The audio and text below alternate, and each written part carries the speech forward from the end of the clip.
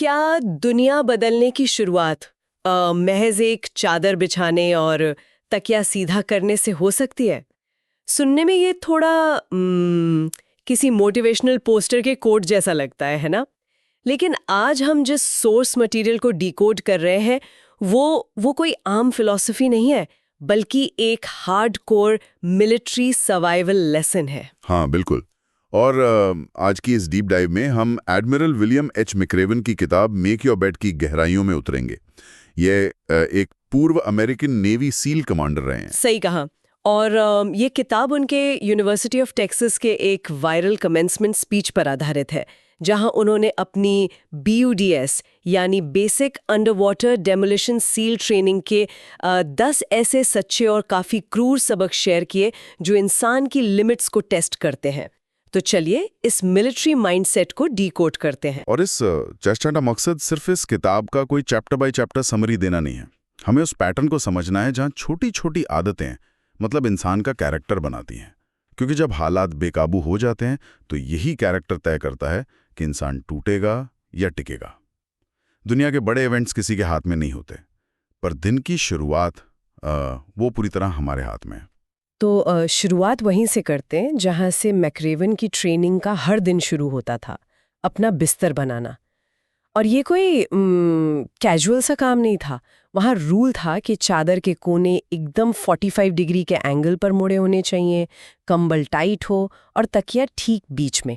अगर एक भी सिलवट दिखी तो बहुत सख्त सजा मिलती थी उन्हें। हाँ, तो सवाल ये उठता है कि जो कैडेट्स आगे चलकर बड़े मिलिट्री ऑपरेशंस लीड करने वाले हैं, उनके इंस्ट्रक्टर्स एक बिस्तर की सिलवटों पर इतना ज्यादा ऑब्सेस क्यों कर रहे हैं? क्योंकि वो बिस्तर सिर्फ एक फर्नीचर नहीं है, वो उस दिन का पहला टास्क है।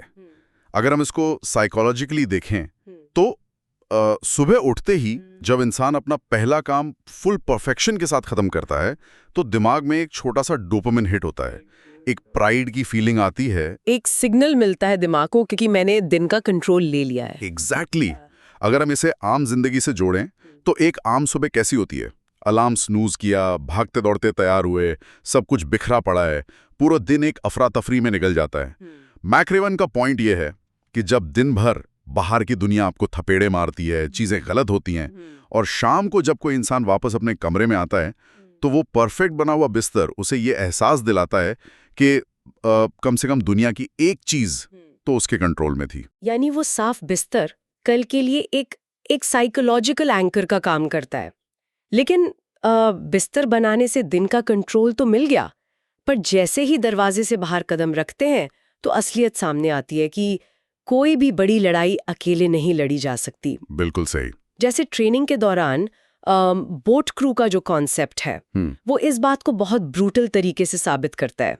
कैडेट्स को छोटे ग्रुप्स में बांटकर 7-7 फीट ऊंची लहरों के बीच भारी भरकम रबर की नावें चलानी होती हैं और सबको एक साथ चप्पू चलाना होता है। अगर एक ने भी तालमेल बिगाड़ा या वो थककर रुक गया तो नतीजा क्या होता है?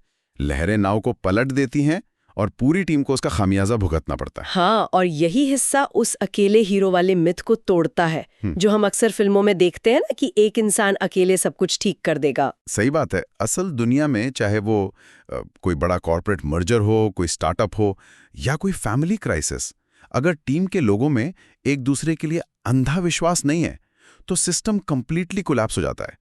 जब लहरें तेज होती हैं तो हर इंसान को अपनी पूरी ताकत लगानी पड़ती है। और कई बार ऐसा भी तो होता होगा कि कोई एक साथी बीमार है या थक गया है। हाँ, तो उस वक्त बाकी लोगों को उसके हिस्से का चप्पू भी चलाना पड़ता है। कॉर्पोरेट स्ट्रक्चर में आजकल ईगो या पर्सनल क्रेडिट लेने की होड़ टीम वर्क को खत्म कर देती है। लेकिन जब मिशन सर्वाइवल का हो तो ईगो के लिए कोई जगह नहीं होती। सक्सेस शेयर की जाती है और फेलियर भी। टीम वर्क तो ठीक है, लेकिन उस टीम में कौन किस काबिल है इसको लेकर भी एक बहुत बड़ा स्टीरियोटाइप होता है, जिसे मैक्रेवन ने अपनी आंखों के सामने टूटते हुए देखा। एक कैडेट था जिसकी हाइट बहुत कम थी, बाकी सब लंबे चौड़े मस्कुलर लोग थे, जो उसे मजाक में द मंचकिन बुलाते थे। हाँ, द मंचकिन। देखने में ऐसा लगता था कि छोटा सा इंसान तो पहले ही दिन ट्रेनिंग छोड़कर भाग जाएगा, लेकिन जब ऊंची लहरों में तैरने की बात आई या कीचड़ में दौड़ने की तो इस मंचकिन ने उन सारे 6 फुट बॉडी बिल्डर्स को मीलों पीछे छोड़ दिया। और यही वो मोमेंट है जहां फिजिकल एट्रीब्यूट्स और मेंटल टफनेस का असली फर्क दिखता है। किसी इंसान का बैकग्राउंड, उसकी हाइट, जेंडर या उसकी डिग्री, ये सब सिर्फ एक बाहरी ढांचा है। जब इंसान को सच में टेस्ट किया जाता है तो उसका दिल और उसका संकल्प ही काम आता है। सही कहा। किसी की काबिलियत इस बात से तय होती है कि वो हार न मानने के लिए कितना कमिटेड है। इतिहास भरा पड़ा है ऐसे लोगों से जिन्हें समाज ने कमजोर मान लिया था, पर उन्होंने पूरी दुनिया पलट दी। पर देखिए, हार ना मानने की बात तो समझ आती है, लेकिन कई बार इंसान अपना 100% देता है, सारे रूल्स फॉलो करता है, फिर भी सिस्टम उसे सजा देता है। इस ट्रेनिंग में एक पनिशमेंट है जिसका नाम है शुगर कुकी। नाम सुनने में जितना मीठा लग रहा है, सजा उतनी ही भयानक है। होता यह है कि एक कैडेट ने अपनी पूरी यूनिफॉर्म एकदम परफेक्ट पहनी है, उसका हर टास्क ठीक है, लेकिन इंस्ट्रक्टर उसे अचानक बुलाता है और बिना किसी गलती के ठंडे समंदर में कूदने का ऑर्डर देता है। जब वो पूरा भीग जाता है तो बाहर निकलकर सूखी रेत में लौटने को कहा जाता है। रेत उसके कानों में, आंखों में, हर जगह चिपक जाती है और उसे पूरा दिन उसी हालत में बिताना पड़ता है।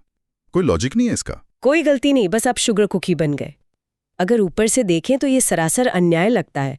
इंसान सोचता है कि मैंने तो सब ठीक किया था, फिर मुझे सजा क्यों मिली? और यही मैक्रेवन का सबसे गहरा लेसन है कि जिंदगी कभी फेयर नहीं होती। इंसान के दिमाग में एक इल्यूजन होता है कि अगर वो कड़ी मेहनत करेगा, रूल्स फॉलो करेगा, तो उसे हमेशा रिवॉर्ड मिलेगा। लेकिन असल जिंदगी में ऐसा नहीं होता। एक कॉमन सिचुएशन देखते हैं। किसी ने दिन रात एक करके एक प्रेजेंटेशन बनाई और बॉस ने अगले दिन बिना देखे ही पूरा प्रोजेक्ट स्क्रैप कर दिया। सारा हार्डवर्क बेकार गया। और उस वक्त इंसान का पहला रिएक्शन होता है फ्रस्ट्रेशन। वो सोचता है कि मेरे साथ ही ऐसा क्यों हुआ। एग्जैक्टली। और वो फ्रस्ट्रेशन इंसान की सारी एनर्जी ड्रेन कर देती है। जो लोग शुगर कुकी बनते हैं, उनका टेस्ट ये नहीं है कि वो रेत में कैसे सर्वाइव करते हैं, बल्कि टेस्ट ये है कि क्या वो इस अनफेयरनेस को एक्सेप्ट कर पाते हैं या नहीं। जो लोग शिकायत करते रह जाते हैं, वो आगे चल के फेल हो जाते हैं। मतलब असली ताकत इस बात को स्वीकार करने में है कि कभी-कभी अपना बेस्ट देने के बाद भी हार मिलती है।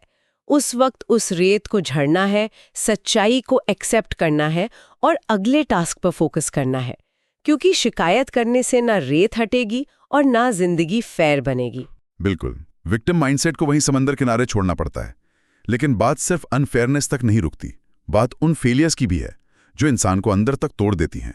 किताब में द सर्कस नाम के एक फेस का जिक्र है। हाँ, द सर्कस। अगर किसी कैडेट से दिन भर में कोई टास्क पूरा नहीं हुआ या वो थोड़ा भी पीछे रह गया, तो दिन की थकावट के बाद रात में उसे इस सर्कस में भेज दिया जाता है। ये 2 घंटे का एक्स्ट्रा फिजिकल टॉर्चर होता है, जहां लगातार पुशअप्स, पुलअप्स और रनिंग होती है। जो लोग इस सर्कस का हिस्सा बनते हैं, वो अगले दिन इतने थके होते हैं कि उनके दोबारा फेल होने और फिर से सर्कस में जाने के चांसेस बहुत बढ़ जाते हैं। ये एक ऐसी साइकिल है जो इंसान को फिजिकली डिस्ट्रॉय कर सकती है। देखा जाए तो ये एक बहुत ही क्रूर साइकिल लगती है, लेकिन इसमें एक जबरदस्त पैराडॉक्स छुपा है। मैक्रेवन बताते हैं कि जो कैडेट्स बार बार सर्कस में जाते थे, शुरुआत में तो वो बहुत टूटते थे, लेकिन कुछ हफ्तों बाद एक अजीब सा बदलाव आता था उनमें। हाँ, उनकी बॉडी और उनका माइंड उस एक्स्ट्रा टॉर्चर के लिए अडेप्ट कर लेता था और धीरे धीरे वो लोग पूरी क्लास में सबसे मजबूत बन जाते थे। वो उन लोगों से कई बेहतर परफॉर्म करने लगते थे जो कभी फेल ही नहीं हुए थे। ये तो वही बात हुई कि जिस हथौड़े से पत्थर टूटता है, उसी हथौड़े से मूर्ति भी तराशी जाती है। मैक्रेवन ने खुद एक इंसिडेंट शेयर किया है जहां वो एक बहुत जरूरी अंडर वाटर डाइविंग इंस्पेक्शन में फेल हो गए थे। और उसी फेलियर की वजह से उन्हें ऐसी बारीकियां समझ आईं जो बाद में उनके रियल कॉम्बैट मिशंस में लाइफ सेवर साबित हुई। हम लोग अक्सर फेलियर को एक डेड एंड मान लेते हैं।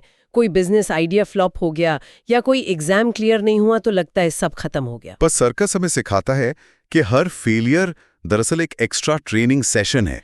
अगर दर्द को झेलने की हिम्मत है तो वो फेलियर आने वाली बड़ी चुनौतियों के लिए इंसान को इम्यून बना देता है। जो कभी फेल नहीं हुआ, उसे अपनी लिमिट्स का कभी पता ही नहीं चलता। सही कहा। और अपनी लिमिट्स को पुश करने का एक और तरीका ट्रेनिंग में सिखाया जाता है, कैलकुलेटेड रिस्क लेना। ट्रेनिंग के दौरान एक ऑब्स्टैकल कोर्स होता है जिसे स्लाइड फॉर लाइफ कहते हैं। इसमें 2 ऊंचे टावर्स के बीच एक लंबी रस्सी बांधी होती है और कैडेट्स को इस पर लटक कर नीचे आना होता है। और इसमें मोस्टली लोग सेफ खेलते हैं, रस्सी के नीचे उल्टा लटक कर धीरे धीरे खिसकते हैं ताकि गिरे ना। लेकिन मैक्रेवन का रिकॉर्ड काफी खराब चल रहा था। तो एक दिन उन्होंने तय किया कि वो सेफ तरीके से नहीं बल्कि रस्सी के ऊपर लेटकर सिर के बल यानी हेड फर्स्ट नीचे फिसलेंगे। ये बहुत ही रिस्की था। जरा सा बैलेंस बिगड़ता और हड्डियां टूट सकती थी। लेकिन जब उन्होंने वो रिस्क लिया तो उन्होंने अपना पर्सनल बेस्ट टाइम रिकॉर्ड किया। ये हेड फर्स्ट जाने वाली मेंटालिटी सच में ग्रोथ का एक फंडामेंटल रूल है। चाहे करियर हो, कोई नया इनोवेशन हो या पर्सनल लाइफ के फैसले, हमेशा सेफ रास्ते पर चलकर कोई बड़ा इम्पैक्ट क्रिएट नहीं किया जा सकता। पर रिस्क लेने का मतलब आंख बंद करके खाई में कूदना नहीं है। मैक्रेवन ने अपनी ट्रेनिंग और अपनी ग्रिप पर भरोसा किया था, जिसे हम कैलकुलेटेड रिस्क कहते हैं। जब तक इंसान फेल होने या चोट लगने के डर से अपने कंफर्ट जोन से बाहर नहीं आता, तब तक वो अपनी असली पोटेंशियल को अनलॉक नहीं कर पाता। दुनिया के जितने भी बड़े बदलाव हुए हैं, वो किसी न किसी के हेड फर्स्ट डाइव मारने का ही नतीजा है। रिस्क लेने की बात आई है तो इससे एक और डर सामने आता है, शिकार होने का डर। और मैक्रेवन की ट्रेनिंग में शिकार होने का डर सिर्फ एक मेटाफर नहीं है, ये सचमुच की शाख से जुड़ा हुआ है। सैन क्लेमेंटे आइलैंड के पास कैडेट्स को रात के अंधेरे में खुले समंदर में मीलों तक तैरना होता है, और वो पानी दुनिया की कुछ सबसे खतरनाक शार्क मछलियों का घर है। और वहाँ इंस्ट्रक्टर्स का रूल बहुत ही साफ होता है। अगर कोई शार्क तुम्हारे आसपास चक्कर लगाने लगे तो डर के मारे भागने की कोशिश बिल्कुल मत करना। पानी में छटपटाना मत। वहीं रुकना, शार्क की आंखों में देखना, और अगर वो हमला करे तो उसके थुत्थन यानी स्नाउट पर पूरी ताकत से मुक्का मारना। इमेजिन कीजिए, रात का अंधेरा, खुला समंदर और एक शार्क को मुक्का मारने की बात हो रही है। इंसान का बेसिक इंस्टिंक्ट तो वहां से भागने का ही होगा। साइकोलॉजी में इसे फाइट या फ्लाइट रिस्पॉन्स कहते हैं। जब कोई खतरा सामने आता है तो दिमाग सबसे पहले भागने का सिग्नल देता है। लेकिन पानी में शार्क से तेज तो कोई नहीं भाग सकता। अगर आप घबराएं तो शार्क को आपकी कमजोरी का पता चल जाएगा और वो हमला कर देगी। ये हमारी आम जिंदगी के लिए काफी बड़ा सिंबल है। हमारे आसपास भी शार्क्स घूम रही होती हैं, चाहे वो ऑफिस के बुलीज हों, कोई अनफेयर कंपेटिटर हो, या सोसाइटी के वो लोग जो हमेशा नीचे खींचना चाहते हैं, या फिर हमारे अंदर की खुद की एंग्जाइटी। और जब भी कोई हम पर हावी होने की कोशिश करता है तो हम अक्सर चुपचाप पीछे हट जाते हैं या टकराव से बचते हैं। वही हमारी सबसे बड़ी गलती होती है। डरने वाला रवैया प्रेडेटर्स को और ज्यादा इनवाइट करता है।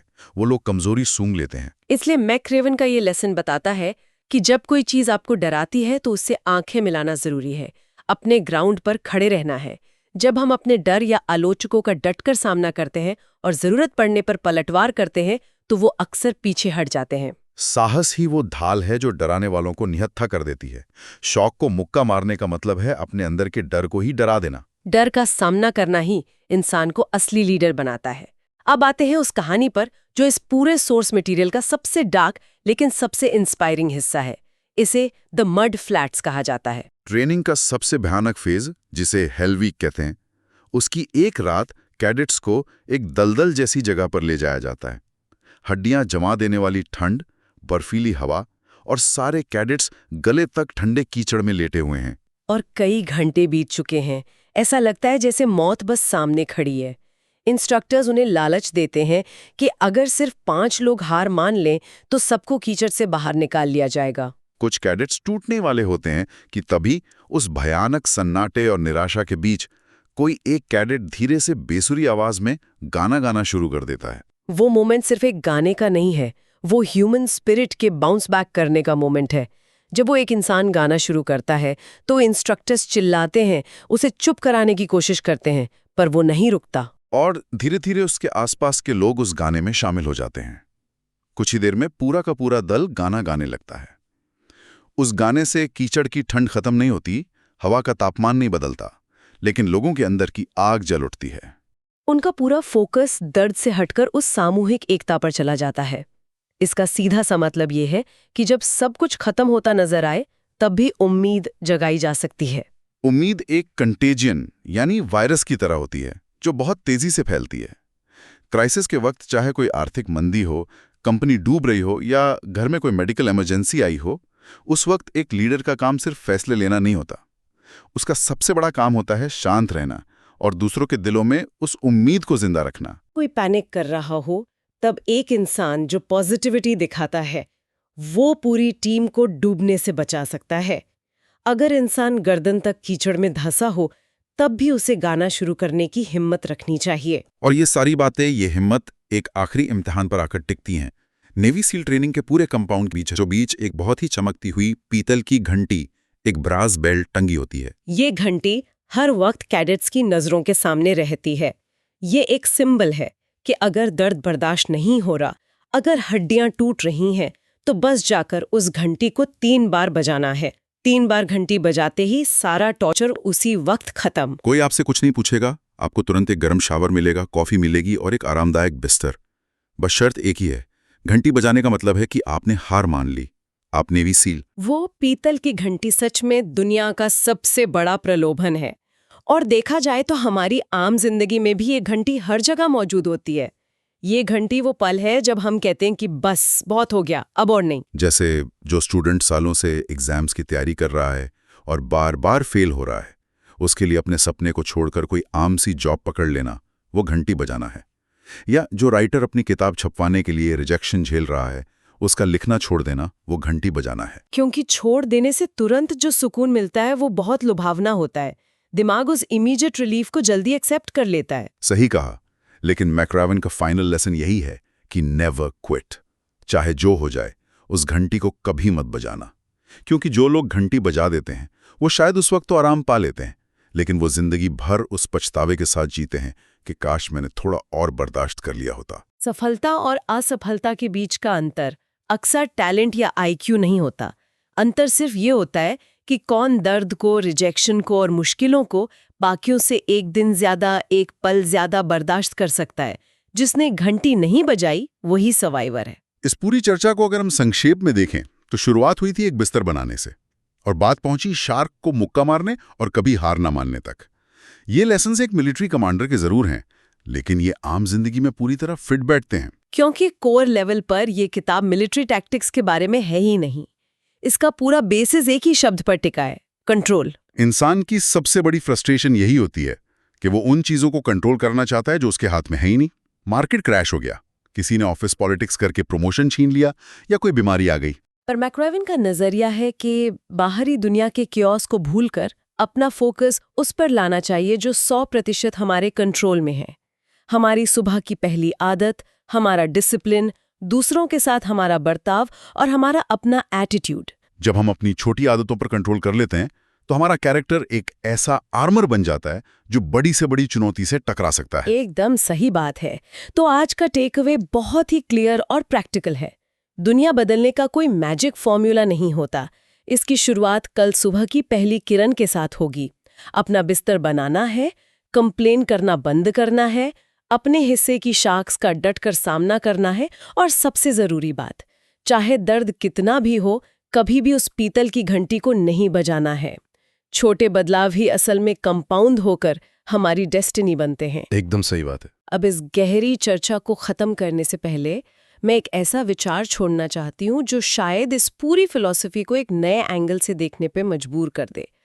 अगर हर बड़े बदलाव और साहस की शुरुआत दिन के सबसे छोटे, सबसे अनुशासित कदम जैसे बिस्तर बनाने से होती है, तो आइए विचार करें कि क्या जीवन की सबसे बड़ी असफलताएं और सबसे गहरे तनाव भी उन छोटी छोटी दैनिक लापरवाहियों का सीधा परिणाम है जिन्हें हम अक्सर महत्वहीन समझकर अनदेखा कर देते हैं।